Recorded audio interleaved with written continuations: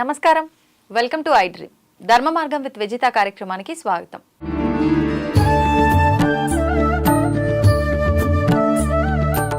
ప్రస్తుతం మనతో పాటు ఉన్నారు శ్రీ స్వామి స్థిత ప్రజ్ఞానంద సరస్వతి గారు. ఇప్పుడు వారితో మాట్లాడి మరిన్ని మంచి మంచి విషయాలు అడిగి తెలుసుకునే ప్రయత్నం చేద్దాం. నమస్కారం అండి. హరి ఓం. అయితే మాట సామెతల్లో పెద్దవాళ్ళు చాలా రకాల మాటలు చెప్తూ ఉంటారు. అందులో ముఖ్యంగా ధనం మూలం ఇదం జగత్ అని చెప్పి ఒక మాట మాట్లాడుతూ ఉంటారు. అసలు ఏంటి అంటే దీన్ని ఎలా అర్థం చేసుకోవాలి మేమందరం కూడా? నిజంగా ఇది అర్థం చేసుకున్న తర్వాత మన లైఫ్లో ఏమైనా చేంజ్ అనేది వస్తుందంటారా? ధనం మూలం ఇదం జగత్. ఇదం జగత్ అంటే ఇదం అంటే ఈ జగత్తు ధనం ద్వారా నడుస్తున్నది అని అర్థం. ఓకే. ఎలా? మనిషి పుట్టిన తరువాత తన యొక్క లక్ష్యం అంటే మానవ జన్మ యొక్క ప్రయోజనం ఏమిటి, దాన్ని పురుషార్థము అంటారు. ఈ పురుషార్థాన్ని 4 రకాలుగా చెప్పారు శాస్త్రంలో. ఏంటి? ధర్మ, అర్థ, కామ, మోక్ష. ఈ 4ంటికి 4 రకాలుగా చెప్పినప్పటికీ 4 ఒక్కొక్క దానికి 2గానే ముఖ్యంగా విభజించాలి. ఏంటంటే కామ, మోక్ష. మరి వీటికి సపోర్టివ్ ఏంటి? కామ అంటే కోరికలండి. కోరికలు తీర్చుకోవడానికి ధనం అవసరం. మోక్షం కావాలనేవాడికి ధర్మం ఉండాలి. చూసారా? 4 రకాలుగా చెప్పినప్పటికీ మళ్ళీ బ్రాడ్గా డివైడ్ చేస్తే 2 వచ్చాయి మేజర్ పెద్దన్నలు అనమాట ఇద్దరు. ఎవరు? కామ, మోక్ష. అయితే ఈ కామం అనే దానికి సపోర్ట్ ఏంటి? ధనం ఉండాలి. వీటి కారు కొనుక్కోవాలని కోరిక. కారు కొనుక్కోవాలంటే ఊరికే కూర్చుంటూ వస్తుందా? డబ్బులు ఉండాలి, ధనం ఉండాలి. ధనం ఉంటేనే లగ్జరీస్. సో కామం పురుషార్థానికి అర్థం అనేది ఉండాలి. అర్థం అంటే ధనం. మరి మోక్షం కావాలంటే ధర్మం చేసి ఉండాలి. ధర్మం అంటే పుణ్యం. పుణ్యం తర్వాత అంతఃకరణ శుద్ధి, ఆ తర్వాత ఆత్మస్వరూప జ్ఞానం మీరు తెలుసుకోవాలి జ్ఞానయోగం ద్వారా, తపస్సు ద్వారా. అది మోక్షం. అయితే ధర్మం అనేది అన్నిటికీ ఆధారం అవుతుంది. మళ్ళీ అర్థం కూడా ధర్మం ద్వారా సాధించాలి, కామం కూడా ధర్మం ద్వారా తీర్చుకోవాలి. అందుకే ధర్మం అనేది వృక్షానికి మూలం లాంటిది అనమాట. ఈ సృష్టి అంతటికి ధర్మం యాక్చువల్గా ఆధారం. ధర్మ ఆధారం. ఈ ధనం ఇదమూలం జగత్ అన్నారు. ఎప్పుడు? కొమ్మలు. కాబట్టి ధనము అనేది ఎప్పుడు ఉంటుంది? పైన ఉంటుంది. ధర్మం అనేది దానికి ఆధారం ఉంటుంది. అందుకే ఈ సమాజంలో ప్రతి మనిషి ధర్మాన్ని ఆశ్రయించాలి. ధర్మం ఆశ్రయించాలి ఏంటి? కామనలు ఉన్నాయి, ధర్మానికి విరుద్ధంగా కాకుండా తీర్చుకోవాలి. సంపాదించాలి, ధర్మానికి విరుద్ధంగా కాకుండా సంపాదించాలి. అంటే ధర్మం అనేది కంట్రోల్. ఎలాగైతే మనకు న్యాయ వ్యవస్థ ఉంది, పోలీస్ వ్యవస్థ ఉంది, ధర్మం అన్నమాట. సమాజం అంతా నడవాలంటే పోలీస్ వ్యవస్థ, న్యాయ వ్యవస్థ, జైలు ఎందుకు ఉన్నాయి? అది ధర్మం. ధర్మం అంటే ఒక నియమాలతో ఆధారపడి ఉంటుంది అనమాట. ఈ ప్రకృతి అంతా కూడా ఎలాగైతే నియమాలతో నడుస్తున్నదో, ఉదయం సూర్యుడు తూర్పు వైపు వస్తారంటారు, పడమవైపు అస్తమిస్తారంటారు, నీరు, అగ్ని, వాయువు, ఆకాశం అన్ని ఈ సమస్త వాతావరణం ఎలాగైతే ఒక నియమం మీద ఆధారపడి ఉందో, ప్రతి వ్యక్తి, ప్రతి ప్రాణి, ఈ సమాజం అంతా కూడా నియమ నిబంధనలకు అనుగుణంగా ఉండాలి. అందువలన ఈ ధర్మం ఆధారంగానే నువ్వు ధనం సంపాదించాలి. ధర్మం కోసమే ధనం వెచ్చించాలని చెప్పారు. దాన ధర్మం అని అందుకే పెట్టారు. గృహస్థ ధర్మం అంటే అతిథి దేవో భవ. అందుకే ఆ విద్య, హాస్పిటల్స్, అనేక రకమైనటువంటి కార్యక్రమాలు చేయడం వలన మీకు ధర్మం, పుణ్యం, ధర్మం అంటే పుణ్యం జనరేట్ అవుతుంది. అందువలన ఇదం జగత్తు ధనం మూలం అనేటప్పుడు కొన్ని 2 కండిషన్స్ అప్లై అంటారు కింద మనకి. ధర్మాన్ని చూసుకుంటూ వెళ్ళాలి. ఆఖరిలో మోక్ష పురుషార్థం నా జీవితంలో ఉన్నదని మీకు ఒక లక్ష్యం, గోల్ కనిపించాలి. అప్పుడే ధర్మం అనేది ఈ యొక్క అర్థంకి ఉపయోగపడుతుంది, కామంకి ఉపయోగపడుతుంది. కామము, అర్థము ఈ 2 కూడా ధర్మం ద్వారా శుద్ధి చేయబడతాయి. ఓకే. ఇప్పుడు ధర్మంగా మనము ఉండి సంపాదించే ధనం అది లెక్కలోకి వస్తుంది అని అన్నారు కదా. అయితే చాలామంది అనుకుంటూ ఉంటారు, ఎంత ధర్మంగా ఉన్నామో, ఎంత నిజాయితీగా హార్డ్ వర్క్ చేశామో అంతకు రెట్టింపు ఇబ్బందులు పడుతున్నాం తప్ప మాకు ఎక్కడ మా అంటే కష్టానికి తగ్గ ప్రతిఫలం రావట్లేదు. ఎవరైతే అన్యాయంగా సంపాదిస్తున్నారో వాళ్ళే ఎక్కువగా సంపాదిస్తున్నారు, వాళ్ళే దర్జాగా మీరు ఇందాక అన్నట్టుగా ఒక మంచి రాయల్ లైఫ్ అనుభవిస్తున్నారు, ఏది కావాలంటే అది కొనుక్కోవడం కానీ ఒక మంచి లైఫ్ అనుభవిస్తున్నారు అనే ఒక ఆలోచన ప్రతి ఒక్కరిలో ఉంటుంది.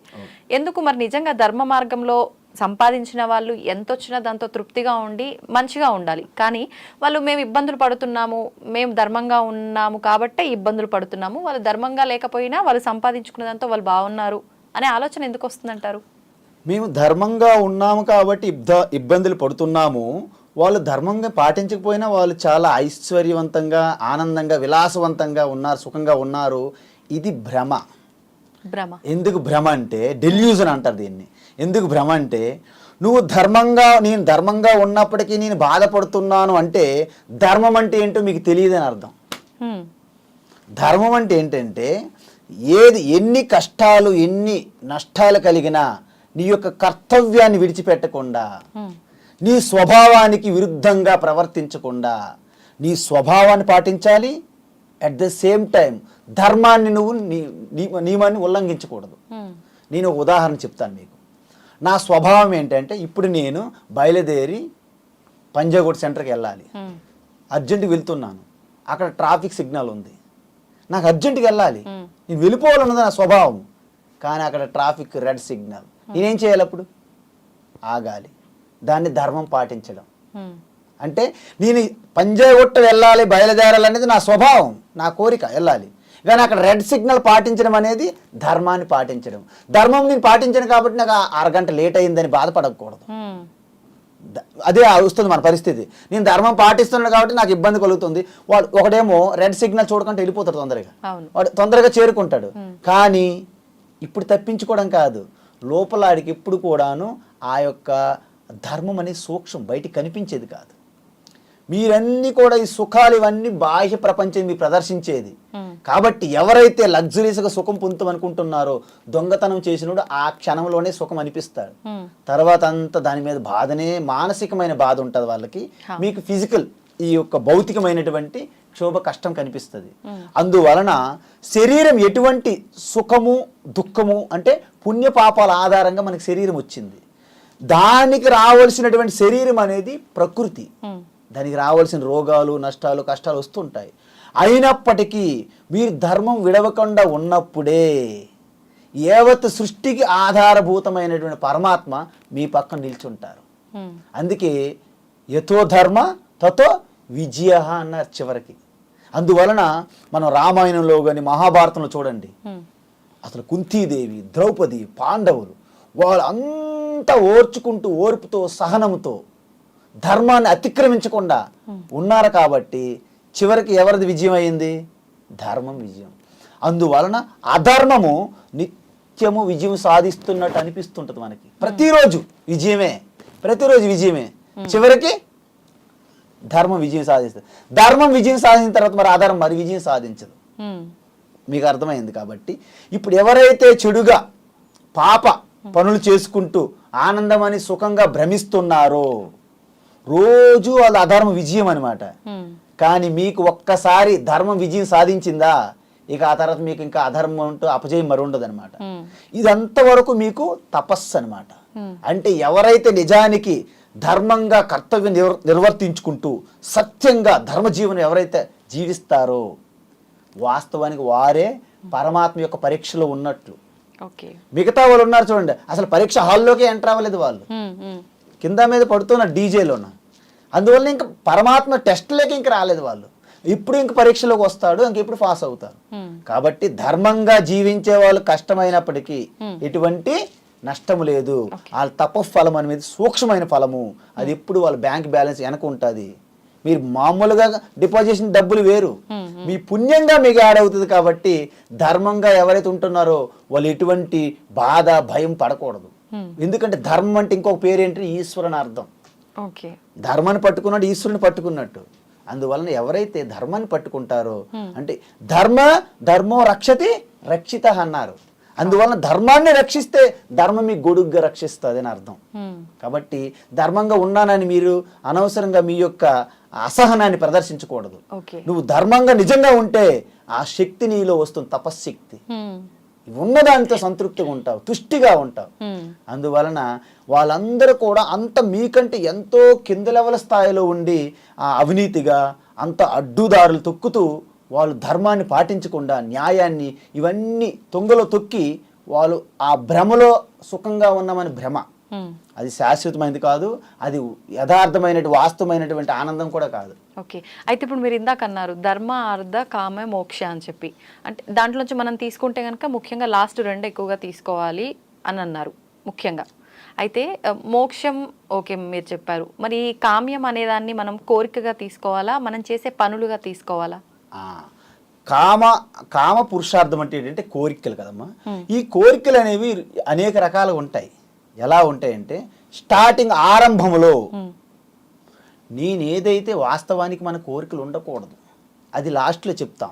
ఎందుకు చెప్తామంటే ఇప్పుడు నీ కోరికలు ఉండొద్దు అన్నాను అనుకోండి, స్వామీజీ నువ్వు చెప్పక్కర్లేదు, నువ్వు అక్కర్లేదు మాకని వెళ్ళిపోతారు తొందరగా. అందువలన అలా చెప్పకూడదు అనమాట. మెల్లగా మనం 1వ తరగతి క్లాస్ పిల్లలకి తీసుకెళ్ళి MBBS పాఠాలు, ఇంజనీరింగ్ పాఠాలు చెప్పలేము. సో మెల్లగా లెవెల్ తీసుకెళ్ళి అప్పుడు చెప్పాలి యథార్థమైన టీచింగ్. అందువలన మనిషి అసలు వాస్తవానికి పరమాత్మ స్వరూపమే, కానీ ఆ యొక్క కర్మ సంబంధం ఏదైతే ఉందో ఆ కర్మ ఆధారంగా అజ్ఞాన రూపమైనటువంటి ఆ బ్రహ్మ వలన శరీరం పొందారు. ఈ శరీరం వాడుకుంటూ మళ్ళీ తన స్వరూపానికి మళ్ళీ మనం ప్రయాణం చెయ్యాలి. నది ఎలా వచ్చింది? సముద్రం నుండి ఆవిరయ్యి మేఘాలుగా మారి వర్షంగా మారి నది వచ్చింది. మరి నది యొక్క లక్ష్యం ఏంటి? సముద్రంలో మళ్ళీ కలవాలి. మనము కూడా ఏ పరమాత్మ నుండి అయితే వేరుపడి వచ్చామో అనాది కాలంగా పరమాత్మ నుండి నేను వేరుగా ఉన్నాను అనే భ్రమ, అజ్ఞానం, అజ్ఞానం వల్ల నువ్వు జన్మ పొందావు శరీరం. అయితే ఈ శరీరంతో వాడుకుంటూ ఉండేటప్పుడు నేను పరమాత్మ స్వరూపాన్ని అనే జ్ఞానం మీకు లేదు. అందువలన నేను అన్ని సంపాదించుకుంటేనే నేను పెద్దవాడిని అవుతాననే భ్రమ. అందువలన కోరిక మొదలయ్యింది అనమాట. ఇప్పుడు మీరెవరో మీకు తెలియకపోవడం వలన కోరిక పుడుతుంది అనమాట, అజ్ఞానం వలన. సో కోరికల వలన మీరేం చేస్తారు? బయట వస్తువులు, మనుషులను అందరినీ కూడగట్టుకుంటారు అనమాట. ఎందుకు? వాటి వలన నేను శక్తివంతుని అవుతాను, వాటి వలన నాకు పేరు ప్రఖ్యాతులు వస్తాయి, దానివల్ల నేను అందరికీ తెలుస్తాను, నేను గొప్పవాడును అనే భ్రమలో జీవిస్తుంటాం అనమాట మనం. కానీ ఎప్పటికైనా చూడండి, బయట వస్తువులు శాశ్వతం కాదు, వ్యక్తులు శాశ్వతం కాదు, ఇవన్నీ పోతుంటాయి, మారిపోతుంటాయి. అది ప్రకృతి ధర్మం. శాశ్వతం కాదు అని చెప్పి మనం బంధాల నుంచి విముక్తి పొందలేము, అలా అని చెప్పి బాధ్యతలని విస్మరించడం కూడా శాస్త్ర ప్రకారంగా కరెక్ట్ కాదు అంటారు కదా. బాధ్యతలను విస్మరించకూడదు, బాధ్యతలు నిర్వర్తిస్తూ సత్యాన్ని గ్రహించాలి. సినిమా తెర ఒకటే సత్యము, ఆడుతున్న సినిమా సత్యము కాదు తెలుసుకుంటూ సినిమా చూడమంటున్నాము. సినిమా చూడొద్దు అనట్లేదు, సినిమా చూడాలి, అంతా ఎంజాయ్ చెయ్యాలి. కానీ తెర మీద 2.5 గంటలు 3 గంటలు ఆడుతున్న సినిమా నిజం కాదని తెలుసుకొని చూడమంటున్నారు అన్నమాట శాస్త్రం. ఇది కూడా ఈ జగత్తంతా కూడా సత్యం కాదు నాయన. ఎందుకు కాదు? దాని ధర్మం ప్రకృతి. మనస్సు, మన మనస్సే కంట్రోల్ ఉండదు, క్షణం క్షణం మారిపోతుంది. ఎదుటి వాళ్ళు మారకంటే ఉండండి నా దగ్గర అంటారు మీరు, అది సాధ్యం కాదు. మీ మనసే మారిపోతుంది, మీ బుద్ధి మారిపోతుంది, మీ అవయవాలు మారిపోతున్నాయి, ప్రతి క్షణం క్షణం అంటే సిస్టమ్ మారిపోతుంది, యావత్ ప్రకృతి మారిపోతుంది. కాబట్టి తెలుసుకొని, అందువలన నీ స్వేచ్ఛకి, నీ ఆనందానికి, నీ శాంతికి బయటి నుండి ఆధారపడకూడదు. ఎందుకు? నాకు in spite of all conditions I am happy, whatever may be the conditions I am happy. అంటే ఎవరు వచ్చినా పోయినా, ఎవరు నన్ను లవ్ చేసినా లవ్ చేయకపోయినా, I am the embodiment of love, I am bliss and beatitude. And your స్వరూపం అనేది అనంతమైన ఆనందం, ప్రేమ ఉన్నప్పుడు మీరు ఎవరి నుంచి బెగ్గింగ్ చేసుకోవడం ఏంటి? కంప్లీట్లీ మీ దగ్గర ఒక తేనె, ఒక పెద్ద తేనె కుండ ఉన్నది, పక్కింటికి వెళ్ళి అమ్మ కొంచెం పంచదార నీళ్ళు ఇస్తావా, తాగుతాను, పంచదార నీళ్ళు. అలా ఉంది మన పరిస్థితి. వాస్తవానికి మన లోపల ఒక బీజ రూపంగా కప్పబడి అనంతమైన ఆనందము, ప్రేమ, శాంతి మనలో ఉంటాయి. అయితే మాకు తెలియట్లేదు స్వామి అంటారు మీరు. గాఢ నిద్రలో అక్కడ నుండి అలా మెల్ల కొంత అలాగ ప్రకటన అవుతుంటది. మనం రోజంతా అలసిపోతాం, పడుకుంటాం. పడుకునేటప్పుడు మనసు, ఇంద్రియములు, చుట్టాలు, బంధువులు, పిల్లలు అందరూ, కార్లు, బంగ్లాలు మొత్తం అవుట్. ఏమి మీతో రావు గాఢ నిద్రలోకి. ఏమైనా తీసుకెళ్తున్నారు? ఏమైనా ఏమి రావు. కానీ మీ అలసట అంతా కూడా ఎక్కడి నుండి మీరు రికవర్ అవుతున్నారు? Where it come from? ఎంత ఎనర్జీ రికవర్ అవుతుంది? Refreshment. I slept like a log of wood. నాకేం తెలియలేదండి, కానీ ఆనందంగా నిద్రపోయాను. ఈ ఆనందం ఎక్కడిది? మీరేమైనా కొంత కొన్నారా? అమీర్పేట మార్కెట్లో, పంజాగోడ్ సెంటర్లో ఏమైనా తీసుకెళ్లారా ఆనందాన్ని? ప్యాకెట్స్ 2-3 ప్యాకెట్లు లాగా ఏముండదు. అంటే వాస్తవానికి మీరు ఆనంద స్వరూపమే. సముద్రంలో ఎలాగైతే గర్భంలో నిర్మానుష్యమైన శాంతి ఉంటుంది, కానీ తీరంలో గందరగోళం, ఘోష శబ్దాలు. ఇవన్నీ శబ్దాలు అనమాట. ఈ కళ్ళు, చెవులు, ముక్కు, నోరు ఇవన్నీ శబ్దాలు. మనస్సు, బుద్ధి అంతా అల్లకల్లోలం.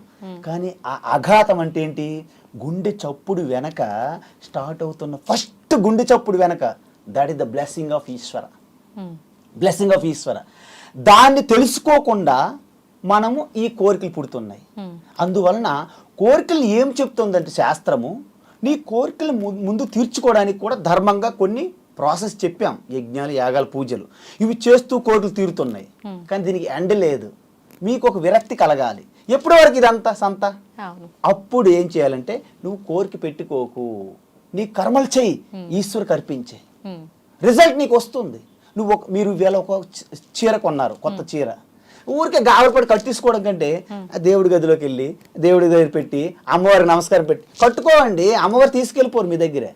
అంటే ఏంటి? మీరు ప్రతి ఒక్కటి ఈశ్వరికి పెడుతుంటే పూజ అయ్యింది, వచ్చింది ప్రసాదం. ఇప్పుడు చూడండి, ఈ భావనకి ముందు కోరికలతో చేసిన భావనకి చిన్న గ్యాప్, తేడా వస్తుంది. ఇంకా అలాగ కొంత సమయానికి ఇంకేది కోరుకోరు అనమాట. మీకు ఏదైతే కర్తవ్యంగా ఉన్నదో, do your duty, don't expect results. Result is not in your hand. As a student, you are a student. మీరు స్టూడెంట్గా ఉంటే నాకు డిస్టింక్షన్ కావాలి, ఫస్ట్ ర్యాంక్ రావాలి, క్లాస్ ఫస్ట్ రావాలి, గోల్డ్ మెడల్, ఇవన్నీ మీకు అనవసరం. None of your business.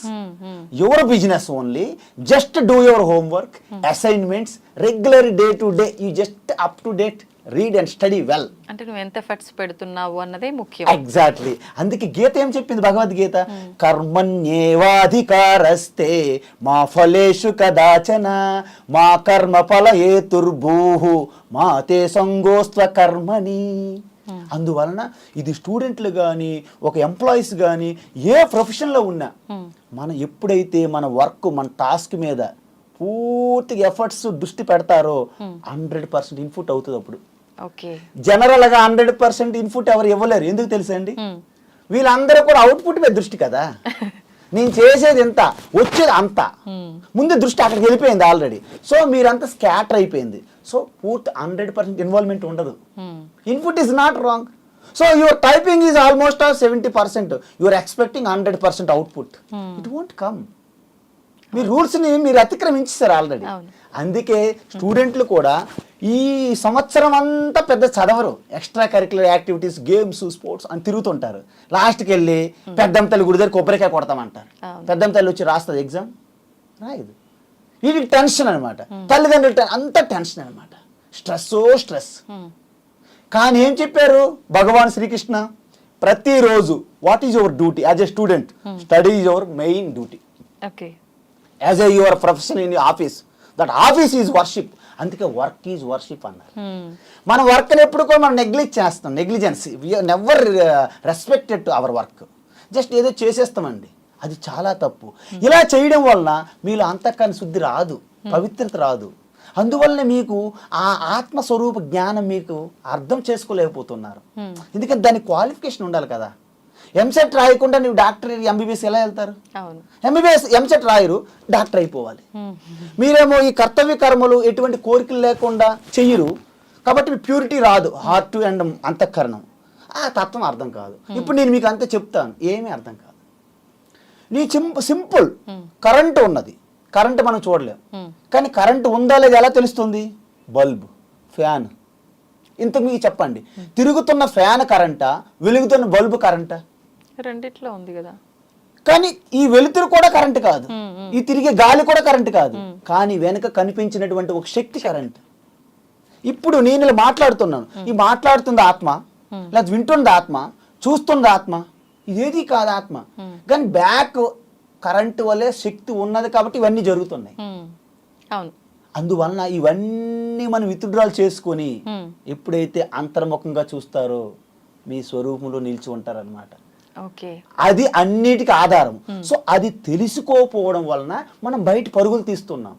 అందువలన మనకి ఏం చెప్పారు, మనకి ఋషులు వేదము, డూ యువర్ డ్యూటీ, కర్తవ్య కర్మలను చెయ్యి, స్వధర్మాన్ని విడిచిపెట్టొద్దు.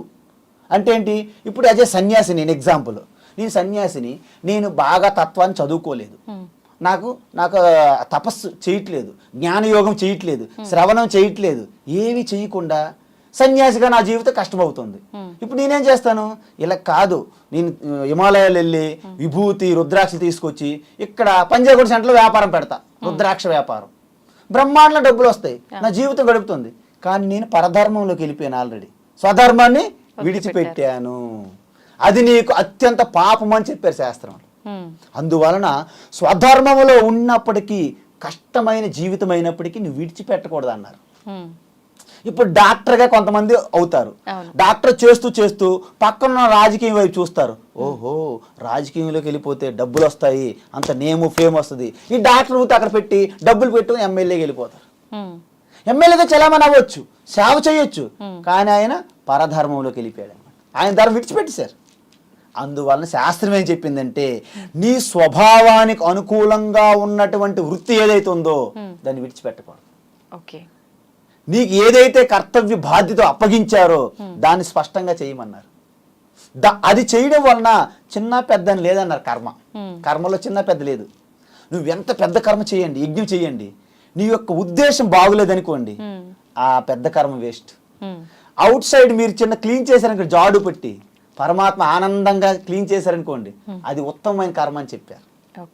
కర్మ చిన్నది పెద్ద ఉండదు. కానీ మన సమాజంలో ఏమున్నది, ఎంత డబ్బులు పెట్టి ఎంత హంగామ చేయాలి పెద్దది, ఎవరు ఏం చేయకపోతే చిన్నది. అంటే దృష్టి చూసారా, అంతే. గతానుగతికో లోక నా లోకో పరమార్థత అన్నారు.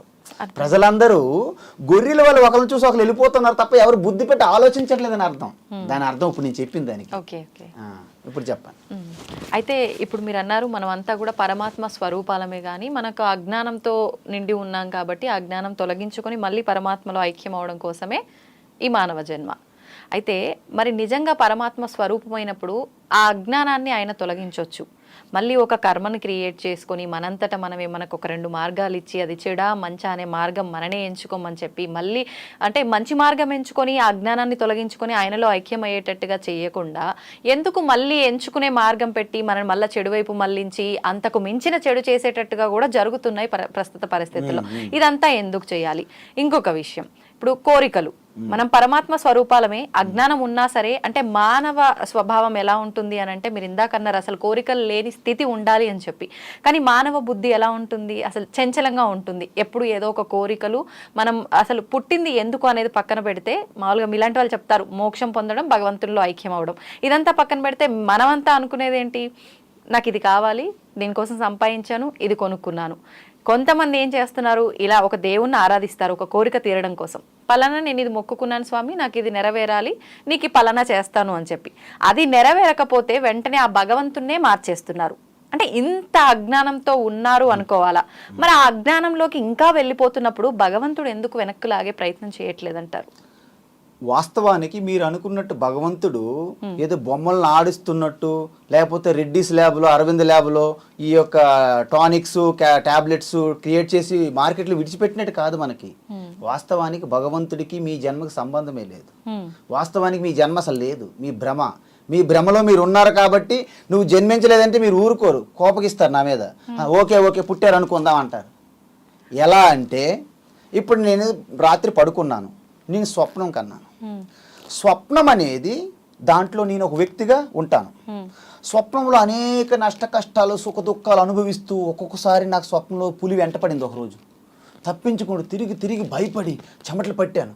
ఒక్కసారి దాని నుంచి బయటకు వచ్చాను. ఇప్పుడు నా స్వప్నం ఏమైంది, నా పులి ఏమైంది? లేదు. అంటే స్వప్నంలో ఉన్నంత వరకు నాకు ఆ తెలివి లేదు. స్వప్నం నేనే అంత అనుభవించేస్తున్నాను, భయపడుతున్నాను, అంత ఇది నా కర్మ సిద్ధాంతము, నా సంసారము, నా తల కొట్టుకున్నాను స్వప్నంలో. కానీ స్వప్నం నుంచి బయటకు వచ్చిన తర్వాత స్వప్నం ఏమైంది? అంత మాయ.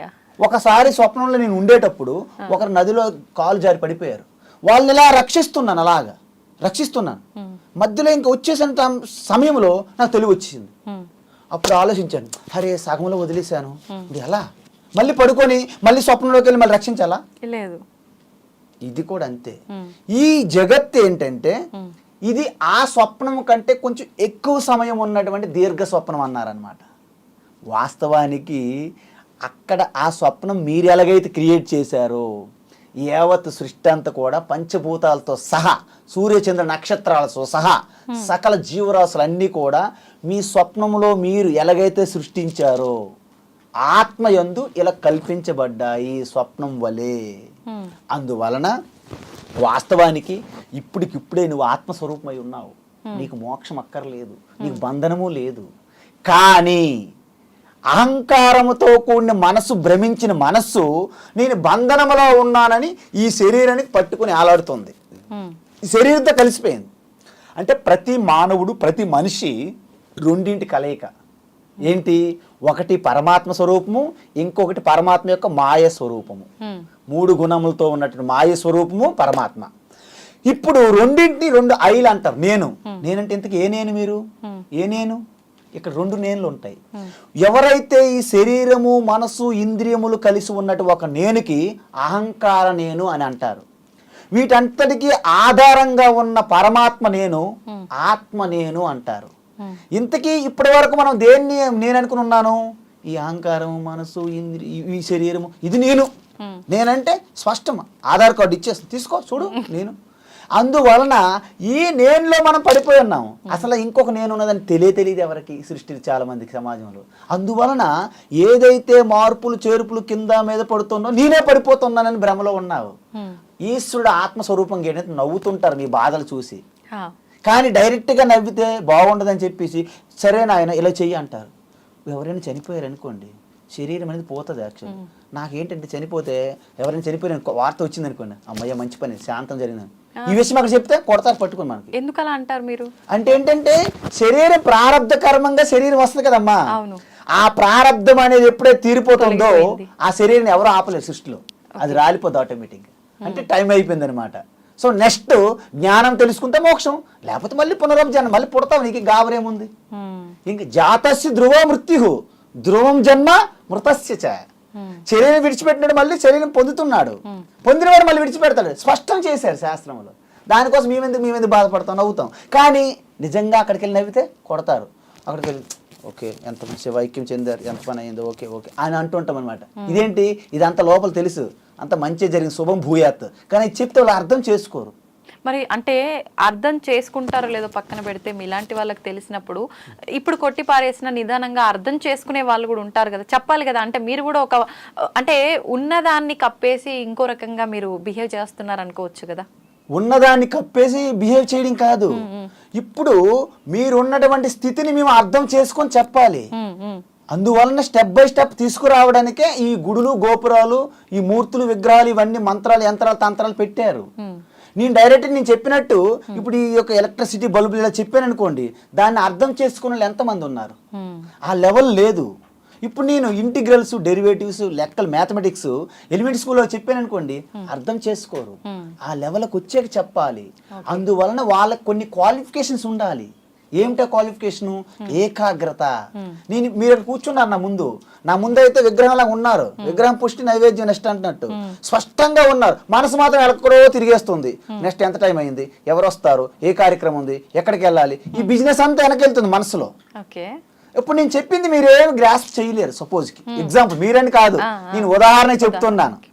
ఉదాహరణ ఒక స్కూల్లో ఒకే టీచర్ ఒకే పాఠం చెప్తారు, అందరూ ఒకేలాగా తీసుకుంటున్నారా? లేదు. అందరికి ఫస్ట్ ర్యాంకులు వస్తున్నాయా?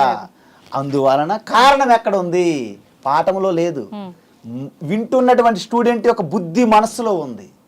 ఏకాగ్రత అవసరం. ఏకాగ్రత నిగ్రహం కుదరాలని విగ్రహాన్ని ప్రవేశపెట్టారు మన వాళ్ళు.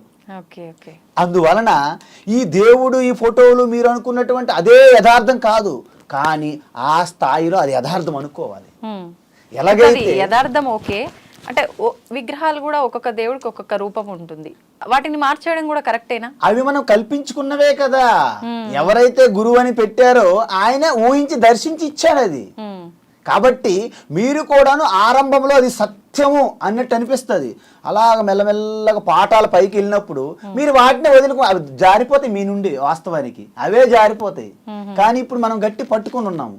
అందువలన మీ భక్తిలో ఒక నిష్ఠ, ఒక శ్రద్ధాభక్తి తక్కువ, పైకున్నట్టు భ్రమలో తిరుగుతుంటారు. అందుకే నేను ఇప్పుడు ఒక రామ అని విగ్రహం పెట్టుకొని మంత్రం పట్టుకొని చేస్తుంటాను.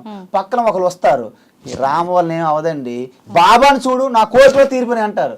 రామను పక్కన పెట్టి బాబా దగ్గర తిరుగుతారు మీరు. అంటే మీ యొక్క దృఢ స్థాయి కాదన్నమాట. అందువలన ఎవరైతే నిజంగా రామ అని పట్టుకుంటారు అనుకోండి, ఈ సృష్టిలో ఎవరు మిమ్మల్ని లాగినా మీరు రారు, అయస్కాంతంగా పట్టుకుంటారు. మీకు ఎన్ని నష్టాలు కలగని, మీ కుటుంబంలో ఒకరు ఒంట్లో బాగోలేదు, ఒకరు ఎగ్జామ్లు ఫెయిల్ అయ్యారు, ఒకరు జాబ్ తీసేశారు, ఫైర్ అయ్యింది, ఒకరు చనిపోయారు, వ్యాపారం లాస్ అయినప్పటికీ వదలరు అనమాట. అప్పుడేమవుతుంది తెలుసా, మెల్లగా సెట్ రైట్ అవుతాయి. చాలా మంది వచ్చారు నా దగ్గరికి మొదటి రోజు, మొదటిసారి నేను ఆ యొక్క కృష్ణుని నమ్ముకున్నాను, మా ఇంట్లో ఒకరు చనిపోయారు, ఒకరు ఒంట్లో బాగోలేదు, ఉద్యోగం పోయింది, వ్యాపారం లాస్, అందుకు మొత్తం పడేసాను కంట్లో తీసుకెళ్ళి. ఒక 2 సంవత్సరం తర్వాత మళ్ళీ అన్ని మెల్లగా ఒక్కొక్కటి సెట్ రైట్ అవుతాయి. అప్పుడు పశ్చాత్తాపం చెందుతున్నారు, మళ్ళీ పట్టుకుని ఎదుగుతారు, ఎక్కడ పడేశాను కృష్ణ, ఇక్కడ పడేశానండి.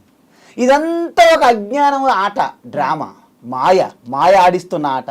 అందువలన మనం ఎలాగైతే ఎంబీబీఎస్ మన పిల్లలు చేయాలనుకునేటప్పుడు కిండర్ గార్డెన్ నుంచి ఒక స్టెప్ బై స్టెప్ తీసుకెళ్తామో, ప్రతి ఒక్కరికి ఆ పరమాత్మ యొక్క చేర్చడానికి ఎవరైతే ఆ స్వరూపతత్వాన్ని పొంది ఉన్నారో ఆ మహాత్ములు మిగతా వాళ్ళకి ఊతం ఇవ్వడానికి వస్తున్నారు. కానీ అందరూ చెయ్యిని తీసుకొని సిద్ధంగా లేరు. ఒక వ్యక్తి నిత్యము తీసుకోవడానికి అలవాటు పడ్డాడు, ఇవ్వడం అంటే ఇష్టపడదు. ఒకసారి నదిలో జారిపోయాడు, ఒకడెళ్ళి నీ చెయ్యవు అంటే ఇవ్వట్లేదు. ఎందుకు? ఇవ్వడానికి ఇష్టం లేదు ఆయనకి. ఏది ఇవ్వడం అనమాట, జీవితంలో ఇవ్వలేదు. తీసుకోవడం అలవాటు అనమాట, ఇవ్వడం చేత కాదు. చెయ్యవు అంటే ఇవ్వట్లేదు ఆయన. అక్కడ ఇవ్వకపోతే ఆయన ప్రమాదం అని తెలిసి కూడా ఇవ్వట్లేదు. అజ్ఞానం, తెలీదు, ఇవ్వకూడదని లక్షణం ఆయనకి, తీసుకోవడమే. అయితే ఎదుటికి అర్థమైంది, తెలివైనడు కాబట్టి, ఓకే నువ్వే చెయ్యవద్దు, నా చెయ్యి తీసుకో అన్నాడు. అప్పుడు ఎక్కాడు పైకి. ఈ ప్రజలందరూ ఎలా ఉన్నారంటే ఎప్పుడు కూడా నాది నేను, నాది నేను, నాది. ఆ తర్వాత ఏంటి, నేను, నా ఫ్యామిలీ, నా భార్య, నా బిడ్డలు. ఆ తర్వాత నేను, నాది. ఆ నాది కూడా ఉండదు, నేను, భార్య, పిల్లల తర్వాత నేను ఫస్ట్. అంటే ఇలాగ కృషించి అలాగ దగ్గర అయిపోతాను చూసారా. అదే నూతిలో కప్ప అందం. మనము ఈ పృథివీ మొత్తం నీ కుటుంబం రా బాబు అని చెప్తుంది వేదం. అయం నిజోపరో వేతి గణన లఘు చేతసా ఉదార చరితానాంతో వసుదైవ కుటుంబకం. అందువలన మనం ఎప్పుడు కూడా మన ప్రార్థన ఎలాగ ఉంటుంది, వ్యక్తిగత ప్రార్థన లేదు మనకి. లోకా సమస్త సుఖినో భవంతు, సర్వే భవంతు సుఖినః. అందువలన మనం వాస్తవానికి అనేక రకమైనటువంటి విశ్వాసాలు ఉన్నాయి ఈ భారతదేశంలో. ఇప్పుడు సర్వే జన సుఖినో భవంతు అంటారు కదా, మీరు సర్వే భవన సుఖినో, సర్వే జనా సుఖినో భవంతు. సర్వే జన అంటే యావత్ సమాజంలో ఉన్న ప్రతి ఒక్కరు సుఖంగా ఉందురుగాక. మీరు ఇలాగే చెప్పారా, మీరు వేరేలా చెప్పినట్టు అనిపించింది. లోకా సమస్త సుఖినో భవంతు, దాని అర్థము దీని అర్థం ఒకటే, మంత్రాలు వేరు. ఇప్పుడు విచిత్రం చూడండి, మనము ఎందుకంటే మనం ఎన్నో జన్మల నుంచి మనం ఒక దానికి అటాచ్ అయిపోతాం. ఒక్కసారి మీరు విడిచిపెట్టమంటే విడిచిపెట్టం, తెలుసా? ఎందుకంటే మనకి బ్రిటిష్ వాళ్ళు మనకి అనేక రకాలుగా మన యొక్క సంస్కృతిని, మన భాషని, మన వేషాన్ని అన్ని నిర్మూలించారు వాళ్ళు ప్రవేశపెట్టాలని. ఆ ప్లేస్లో మన సంస్కృత భాష ప్లేస్లో ఇంగ్లీష్ పెట్టారు. మన యొక్క మొత్తము గుడులు గోపురాలు అన్నీ కూడా మొత్తం నాశనం చేయించారు. చర్చిలు కట్టారు, మిషనరీలు పెట్టారు, మనల్ని కేవలం క్లర్కులుగా ఉంచారు. మనకి పెద్ద పోస్టులు ఇచ్చేవాళ్ళు కాదు, భారతీయులకి వాళ్ళు ఉండేవాళ్ళు అన్నమాట.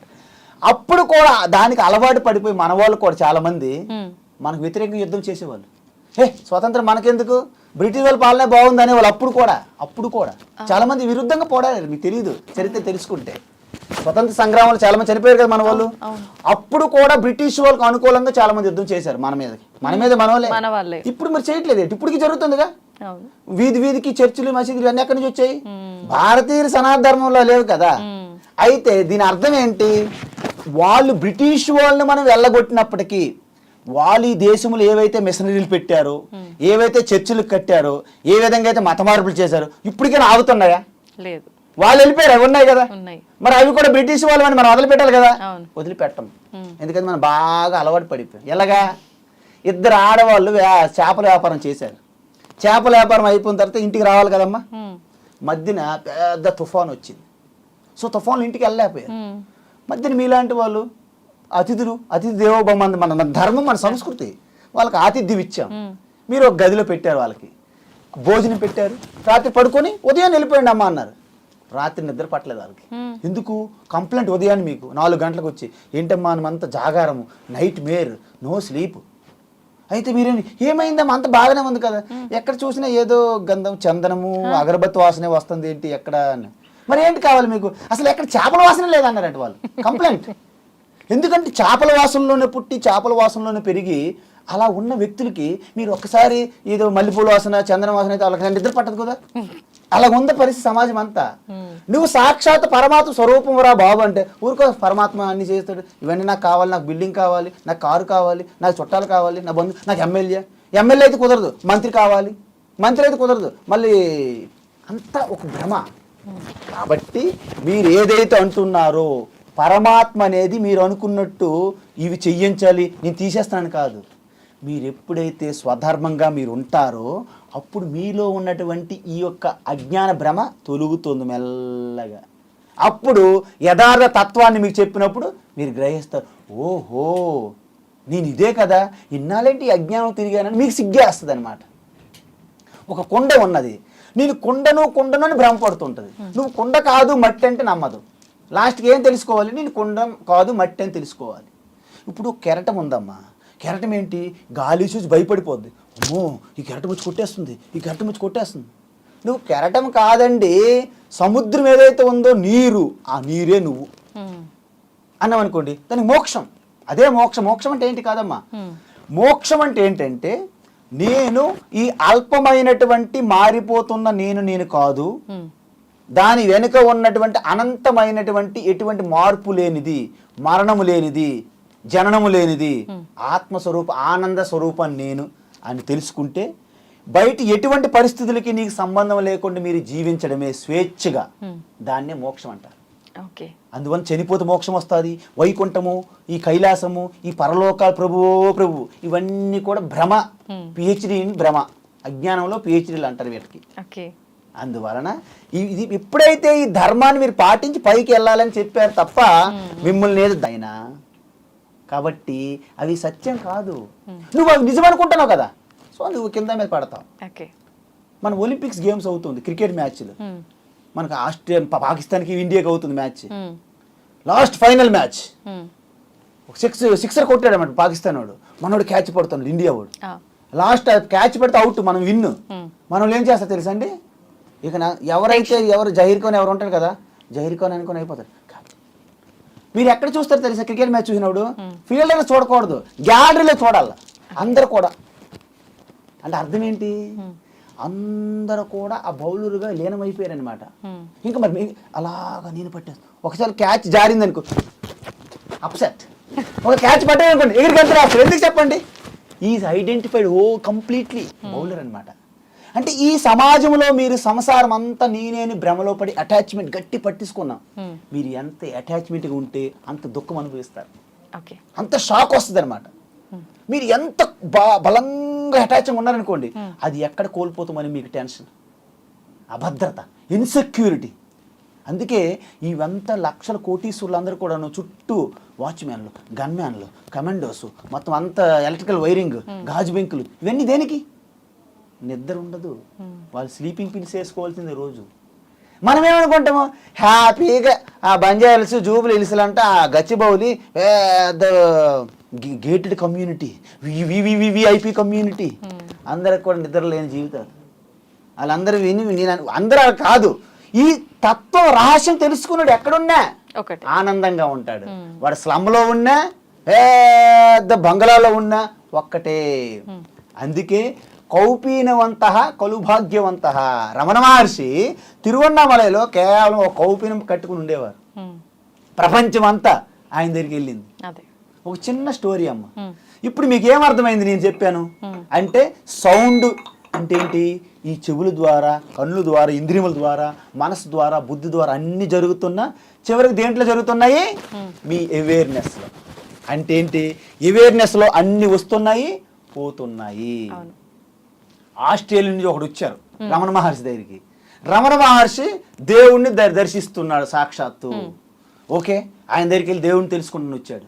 వస్తే రమణ మహర్షి ఏంటంటే ఒక మూల కూర్చున్నాడు, చిన్న లైట్ ఉందన్నమాట, జనం అంతా చుట్టూ కూర్చున్నారు. ఈయన మెల్లగా సర్దుకుంటూ ఆ మూలకు వచ్చాడు. ఈయన ఎప్పటికీ కళ్ళు తెరవట్లేదు, అలా కాసేపు వెయిట్ చేశాడు, కళ్ళు తెరిచాడు. తెరిచినప్పుడు ఏమైంది, మన వాళ్ళు ఏంటంటే కొంచెం ఎక్కడి దూరం నుంచి వస్తే వాళ్ళు కొంచెం ప్రయారిటీ ఇస్తాం మనం, ముందు ఈయన వెళ్ళిపోయినని, అంతే కదా, మనకు జనరల్గా ఉంటుంది. ఆస్ట్రేలియా వాడు కదా వచ్చాడు, మీరు ఇంగ్లీష్లో మాట్లాడాడు ఆయన, వీళ్ళు తమిళంలోనే కన్వర్ట్ చేశారు. మీరు దేవుని చూశారు అన్నాడు. ఎస్, దేవుని చూస్తాను, నాకు చూపెట్టను అన్నాడు. నువ్వు చూడలేవా అన్నాడు రమణ మహర్షి. నువ్వు చూపెడితే నేనెందుకు చూడలేను, మీద ఇలాంటి ప్రశ్నే మన వాళ్ళది, దేవుడు చూపెట్టి అంటారు. అయితే ఏమన్నారు, సరే నేను చూపెడతాను, నువ్వు చూడాలన్నాడు. ఓకే, అయితే ఏమన్నాడు రమణ మహర్షి, ఇలా పట్టుకున్నాడు. ఆయన ఏమనుకుంటాడు, ఈ కిందకి మీదకి ఇలా చూస్తున్నాడు అనమాట. ఎక్కడ దేవుడు ఎందుకు, ఎక్కడ దేవుడితే ఇలా పట్టేద్దామా, ప్యాక్ చేసుకుని హాస్టల్కి వెళ్ళిపోదాం అనేసి. ఎందుకంటే ఫ్లైట్ టికెట్ మళ్ళీ రెడీగా ఉంది కదా చెన్నై ఎయిర్పోర్ట్కి. ఈ కిందకి ఇలాగే చూస్తున్నాడు, చుట్టూ ఎడుస్తున్నాడు. దేవుడు ఎక్కడ కనిపించట్లేదు ఆయనకి. ఎందుకు, దేవుడు అనేవాడు ఏదో ఒక వ్యక్తిగా వచ్చి చూసేస్తాను అనుకుంటాడు, పట్టేస్తాను అనుకుంటాడు టక్కన. ఇదే టైం ఇదే అని పట్టేస్తున్నాడు, క్యాచ్ చేస్తాడు దేవుడిని. ఈ రమణ మహర్షి ఇలా అన్నాడు.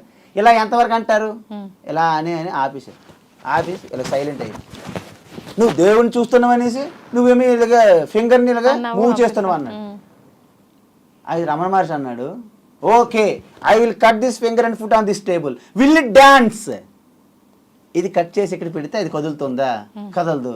మరి what makes to dance this finger, ఏది కదిలిస్తుంది, ఆ శక్తిని చూడలేదు, but that Shakti is God అని చెప్పాడు రమణ మహర్షి. అందువల్ల మనం బల్బు చూస్తాం, ఫిల్మెంట్ చూస్తాం. బల్బు అంటే శరీరం, ఫిల్మెంట్ అంటే మనస్సు, కానీ వెనకున్న కరెంట్ నువ్వు చూడలేవు. కానీ లేదని అనకూడదు, నువ్వు ప్రకాశం ఇస్తుంది కదా, అది స్విచ్ ఆఫ్ చూడు ఒకసారి. బల్బు పోయింది, ఫిల్మెంట్ ఎగిరిపోయింది, కరెంట్ పోయిందా, అందువల్ల బల్బు మారుస్తున్నాం, శరీరం మారుస్తున్నాం. అందుకే దీన్ని వస్త్రంతో పోల్చారు. వాసాంశ జీర్ణాన్ని యథావిహాయ నవాని గృహ్ణాతి నరోపరాని. చిరిగిన వస్త్రం తీసి ఎలాగైతే కొత్త వస్త్రం ధరిస్తామో, శరీరం అనేది నాశనం అయిపోయిన తర్వాత కొత్త శరీరం పొందుతారు. కానీ ఆత్మతత్వము, నేను ఆ పరమాత్మను తెలుసుకున్న వ్యక్తి శరీరం పడిపోయిన తర్వాత మళ్ళీ జన్మ పొందరు. దాన్ని మోక్షం అంటారు. దీన్ని మళ్ళీ జన్మ పొందారనుకోండి, పుణ్యకర్మల ద్వారా ఉత్తమ జన్మలు పొందుతున్నారంట. వీళ్ళని ధర్మాత్ములు అంటారు. ఇది ధర్మాత్ములు. ఆత్మతత్వం తెలుసుకున్న వాడిని జ్ఞాని అంటారు. నీచకర్మ చేసే వాళ్ళని పాపాత్ములు. పాపాత్ములు, ధర్మాత్ములు, జ్ఞాని. పాపాత్ములు నీచమైన జన్మలు పొందుతారు, ధర్మాత్ములు మంచి జన్మలు పొందుతారు, జ్ఞానులు అసలు చూసారా. మీకు ఎంత క్లారిటీ వచ్చిందా? హరి ఓం. నిజంగా చాలా మంచి విషయాలు తెలియజేశారండి, ధన్యవాదాలు. హరి ఓం, హరి ఓం. శుభం భూయాత్.